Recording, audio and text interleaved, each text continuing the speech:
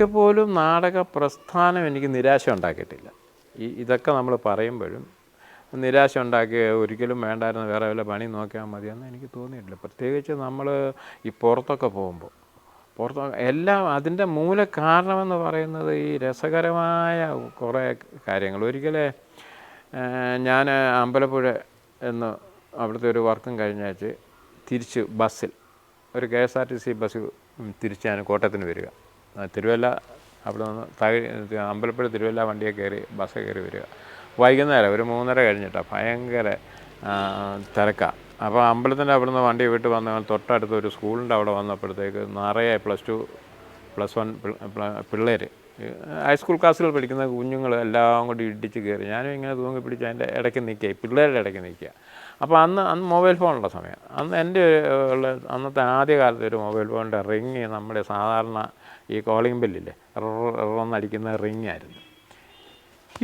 ഈ റിങ് അടിച്ച് കോളിംഗ് ബെല്ലടിച്ച് എനിക്ക് ഇത് എടുക്കാൻ മേല. ഞാൻ കയ്യം പിടിച്ച് ഇങ്ങനെ ഞെരുങ്ങി പിള്ളേരെ റിങ്ങിക്കുക. ഈ കോളിംഗ് ബെല്ല് ഇങ്ങനെ 2-3 പ്രാവശ്യം ഇങ്ങനെ ഈ ഫോൺ ബെല്ലടിച്ച് പറഞ്ഞാൽ ഏതോ ഒരു പയ്യൻ വിദ്വാൻ എന്ന് പറഞ്ഞാൽ അടുത്ത ബെല്ലിന് നാടകം ആരംഭിക്കും എന്നവൻ ഈ നാടകക്കാരുടെ അനൗൺസ്മെൻറ്റ് പോലെ ഇപ്പം പിള്ളേരുടെ സ്വഭാവമല്ലേ പറയുക. അതിൻ്റെ ബാക്കിയായിട്ട് പറയുന്നത് രംഗപടം സുജാത. ഇത് എനിക്ക് സത്യം പറഞ്ഞാൽ നമ്മളെ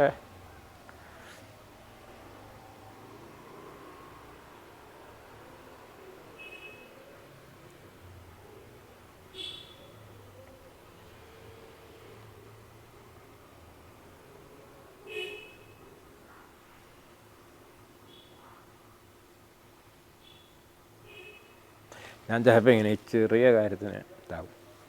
അപ്പം എനിക്ക് തോന്നുന്നത് എനിക്ക് കിട്ടിയ ഒത്തിരി അവാർഡുകൾ കിട്ടുന്നുണ്ടെങ്കിലും ഏറ്റവും വലിയൊരു ബഹുമതിയായിട്ടാണ് എനിക്ക് തോന്നിയത്. കാരണം ആ പിള്ളേർക്ക് എന്നെ അറിയില്ല, ആരാവിടെ ഇത് നിൽക്കുന്നുണ്ട്. പക്ഷെ അതുങ്ങളുടെ ആ കൊച്ചു പ്രായത്തിൽ അതുങ്ങളുടെ കാതിൽ മുഴങ്ങിക്കിടന്ന ഒരു അത് പറഞ്ഞപ്പോഴാണ് ശരിക്കും പറഞ്ഞാൽ എനിക്ക് നമ്മുടെ ജീവിതത്തിൻ്റെ അർത്ഥം ഉണ്ടായല്ലോ എന്ന് തോന്നിയത്. അപ്പോൾ ഒത്തിരി അനുഭവങ്ങൾ നമ്മുടെ ജീവിതത്തിൽ പല യാദൃശ്ചികമായിട്ട് ഞാൻ ആരാന്നറിയാതെ കിട്ടുന്ന ഒത്തിരി സംഭവങ്ങളുണ്ട്. അതൊക്കെ ഞാൻ ഈ ഇടപെട്ട ഈ മേഖലയുടെ ഒരു മഹത്വവും നമുക്ക് അച്ഛനായിട്ട് നൽകിയ ആ ഒരു കഴിവിൻ്റെയൊക്കെ അല്ല എനിക്ക് സ്വന്തമായിട്ടൊന്നുമില്ലെന്ന് എനിക്കറിയാം. കാരണം ഞാൻ ഇപ്പോഴും ഞാൻ എല്ലായിടത്തും പറയുന്നൊരു കാര്യമുണ്ട്, അച്ഛൻ എത്തിയിടത്ത് ഇതുവരെ എനിക്ക് എത്താൻ കഴിഞ്ഞിട്ടില്ല എന്ന് ഞാൻ പറയാറുണ്ട്. കാരണം അച്ഛൻ അങ്ങനെ ഒരു ലെവലിലായിരുന്നു ഈ രംഗത്ത് എല്ലാം കൊണ്ടും, പ്രവൃത്തി കൊണ്ടും. അതെ ഈ കലയുടെ കാര്യത്തിലായതുപോലെ ഒരു നല്ല കലാകാരനായിരുന്നു. ഒരു കലാകാരൻ്റേതായ എല്ലാ ദൂഷ്യവശങ്ങളും ഉള്ള ആളായിരുന്നു. ഒക്കെ ഉണ്ടായിരുന്നു. കുറച്ച് മദ്യമൊക്കെ കഴിക്കുകയും പോവുകയൊക്കെ ചെയ്യുന്ന ഒരാളായിരുന്നു. അതും ഒരു പരിധിവരെ എൻ്റെ ജീവിതത്തെ സ്വാധീനിച്ചിട്ടുണ്ട്. കാരണം വെച്ചാൽ അച്ഛൻ്റെ നല്ല ഗുണങ്ങളെല്ലാം എനിക്ക് സ്വീകരിക്കാൻ പറ്റി. പക്ഷേ അച്ഛൻ്റെ അത്തരം ഒരു കലാകാരന്മാർ സങ്കല്പിച്ച് വെച്ചിരിക്കുന്ന ചില ധാരണകളുണ്ട്. അല്പം കള്ളു കുടിക്കണം, വഴിവിട്ട് ജീവിക്കണം എന്നൊക്കെ ഇരിക്കുന്നത്. പക്ഷേ അതൊക്കെ അച്ഛനെ ഒരു മാതൃകയാക്കി എടുത്തപ്പോൾ, അല്ലെങ്കിൽ അച്ഛൻ എനിക്ക് പകർന്നത് തന്നപ്പോൾ ഞാൻ അതൊന്നും സ്വീകരിച്ചില്ല. അച്ഛൻ്റെ ആ നന്മകളെല്ലാം എടുത്ത് അതാണ് എന്നെ ശരിക്കും പറഞ്ഞാൽ ഞാനിപ്പോഴും ആലോചിക്കും, ഒരു കഴിവുമില്ലാതെ ഒരാൾക്ക് ഇത്രയൊക്കെ എത്താൻ പറ്റുമോ എന്ന് നമ്മൾ ചിന്തിച്ചു പോകുന്ന ഒരു കാര്യം. കാരണം എനിക്കറിയാം, എനിക്ക് എന്നെയല്ലേ അറിയാവുള്ളൂ.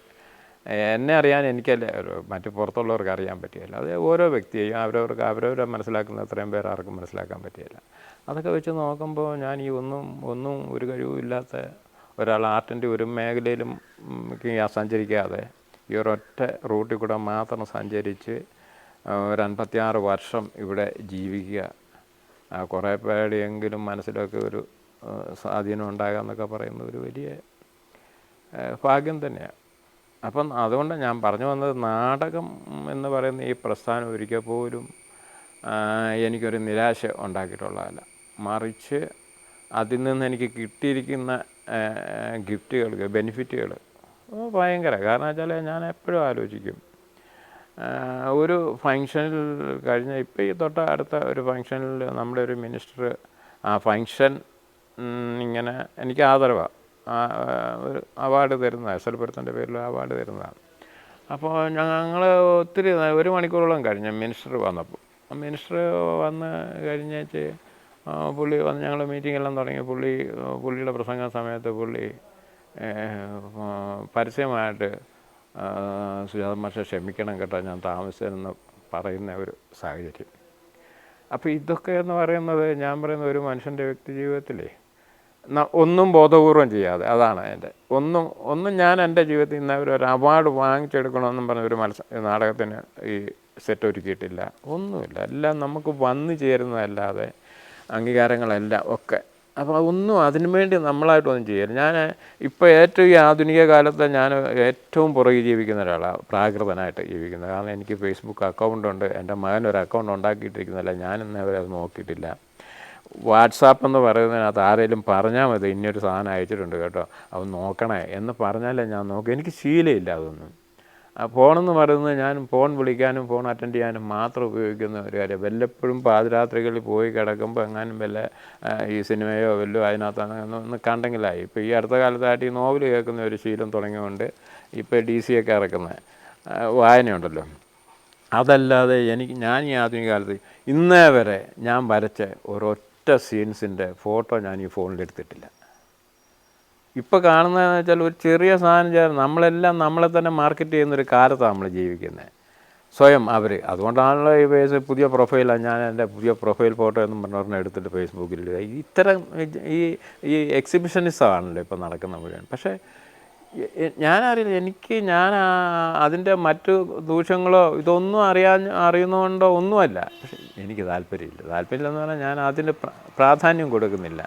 ഇന്നേ വരെ ഒരിക്കൽ പോലും ഞാൻ എൻ്റെ ഒരു കാര്യം ഒരു അവാർഡ് ലഭിച്ച ഉടനെ ഞാൻ ഒരു ഫോട്ടോ കൊണ്ട് പത്രക്കാരുടെ കൊടുത്ത് വെച്ചിട്ട് ഇത്തവണത്തെ അവാർഡിൻ്റെ കൊടുക്കുകയില്ല. ആരെങ്കിലും ഫോട്ടോയ്ക്ക് വിളിച്ചാൽ കഴിയുന്നതെന്ന് ഇപ്പോൾ ഈ ഗ്രൂപ്പ് ഫോട്ടോയൊക്കെ എവിടെയെങ്കിലും ചെല്ലും, വിളക്കത്തീരിനൊക്കെ ചെല്ലുമ്പോഴത്തേക്ക് എന്നെ ഉന്തിത്തള്ളി വേണം മുമ്പിൽ കൊണ്ടുവരാൻ. ഞാൻ ഏറ്റവും പുറകിലോട്ട് മാറിപ്പോവും. അതങ്ങനെ അത് എന്നെ ഒരു അന്തർമുഖൻ എന്നൊക്കെ പറയുന്ന പോലെ നമ്മൾ ജനിക്കുമ്പോൾ ഉണ്ടാകുന്നൊരു പ്രകൃതി, അതല്ല എൻ്റെ മഹത്തായ ഒരു കഴിവൊന്നുമല്ല അത്. പക്ഷേ ഞാൻ പറഞ്ഞ അങ്ങനെ പോലും നമ്മൾ ഇടിച്ചു കയറുന്ന സ്വഭാവമില്ല.